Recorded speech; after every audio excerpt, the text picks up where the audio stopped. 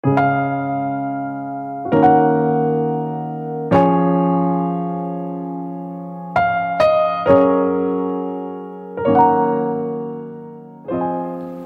Seekers, yuk kita bersaksi.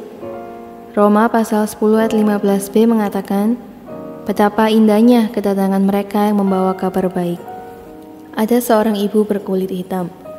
Begitu menerima Tuhan Yesus sebagai juru selamatnya, segera mendatangi hamba Tuhan yang memberitakan firman di hari itu, dan memohon dengan sangat agar ia diberi bagian untuk melayani Tuhan.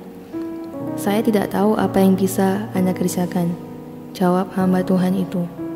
Tolonglah, izinkan saya melayani, kata ibu itu dalam bahasa Spanyol. Baiklah, saya akan menaruh Anda di dalam bis.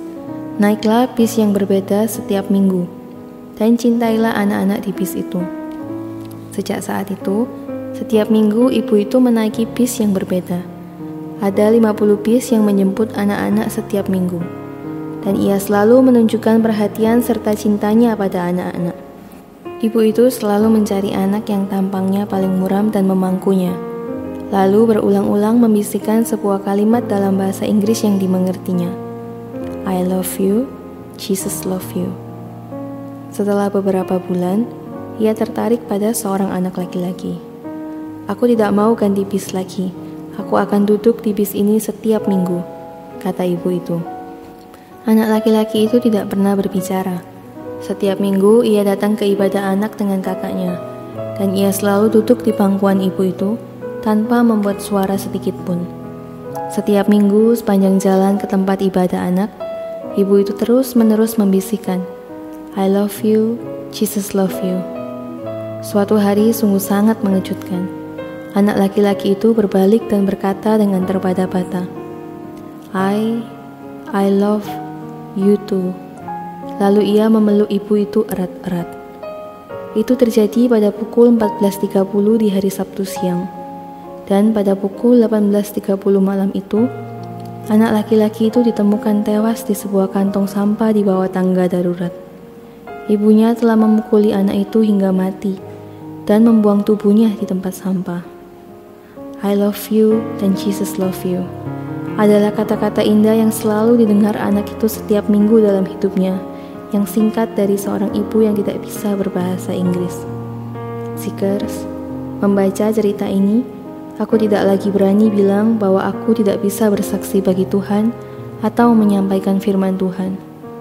Masalahnya, apakah aku dan kamu punya kedambaan atau keinginan atau kerinduan untuk bersaksi dan menyampaikan firman Tuhan? Abby Simpson, seorang hamba Tuhan, sering memeluk globe di dadanya dan menangisi dunia yang tersesat ini. Seekers, yuk kita peluk dunia kita yang kecil sambil berdoa dengan ngotot untuk sanak keluarga kita, para tetangga kita, teman-teman kita, dan orang-orang di sekitar kita. Ada seorang gadis yang mendengar tentang pentingnya bersaksi. Ia lalu berdoa sungguh-sungguh untuk orang-orang di sekitarnya, dan ia mohon agar Tuhan memberinya kesempatan. Keesokan harinya, salah satu gurunya sedang marah-marah dan sebel dengan semua hal yang terjadi padanya. Lalu guru itu berkata, cukup sudah, saya sudah bosan mengajar anak-anak yang tidak bisa menghargai apapun. Jika ada di antara kamu yang bisa memberitahu saya segala sesuatu tentang hidup ini dan apa tujuan hidup kita, silakan. Sungguh mengejutkan. Gadis itu mengangkat tangannya dan menjelaskan bagaimana ia telah menemukan jawaban dari pertanyaan-pertanyaan itu di dalam Kristus Yesus. Hari Jumat minggu itu, guru itu menerima Tuhan Yesus sebagai juru selamatnya, dan hari ini, guru itu telah menjadi seorang Kristen yang aktif melayani. Mari kita berdoa. Tuhan, berilah aku kedambaan, keberanian dan kesempatan untuk bersaksi dan menyampaikan firman. Amin.